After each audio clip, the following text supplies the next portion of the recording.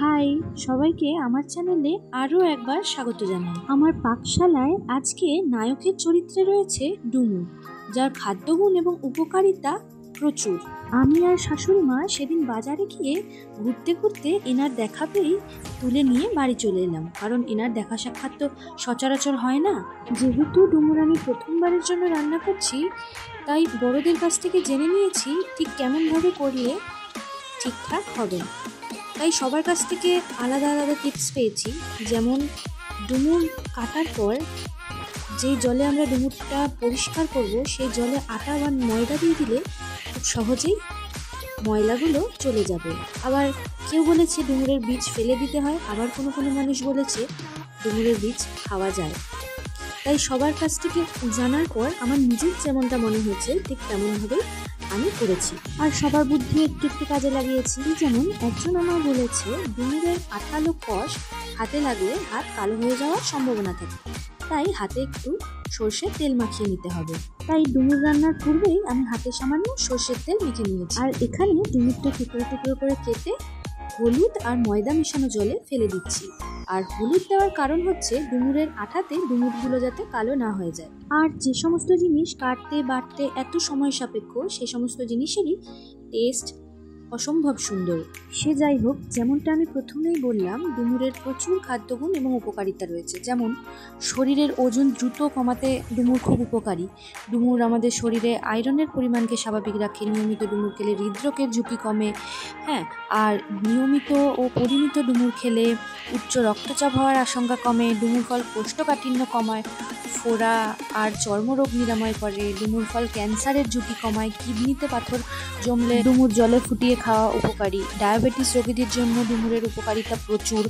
ডুমুর ত্বক, চুল, নখ ভালো রাখে। স্বাস্থ্যকর ও মজবুত হাড়ের জন্য ডুমুর খুব উপকারী। ডুমুর হজমে সাহায্য করে প্রচুর গুণ রয়েছে এই ডুমুরের।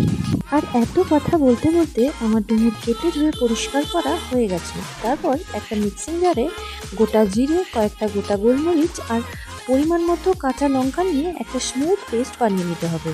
তারপর সেটাকে সাইডে রেখে ডুমুরগুলোকে নুন হলুদ দিয়ে ভালো করে ভাপিয়ে নিতে হবে। তারপর নিয়েছি একটা মাঝারি সাইজের আলু, আর সেটাকে ডুমু ডুমু করে কেটে নিচ্ছি।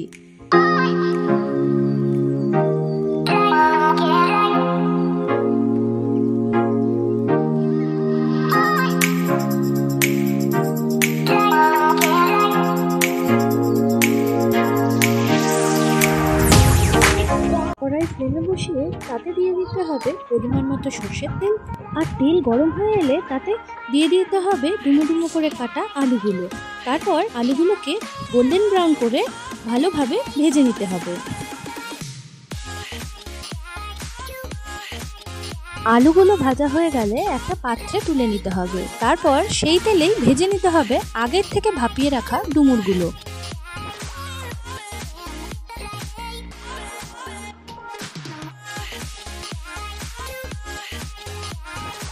সামান্য নুন দিয়ে ডুমুরটা ভালোভাবে ভেজে নেওয়ার পর ডুমুরটা তুলে নিয়ে কড়াইতে আরও সামান্য তেল দিয়ে তাতে ফোড়নের জন্য দিয়ে দিতে হবে শুকনো লঙ্কা আর গোটা জিরে।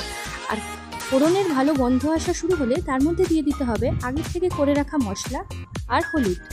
মশলাটা কিছুক্ষণ ভালোভাবে ভাজার পর তাতে দিয়ে দিতে হবে পরিমাণ মতো ধনে গুঁড়ো আর টমেটো পিউরি।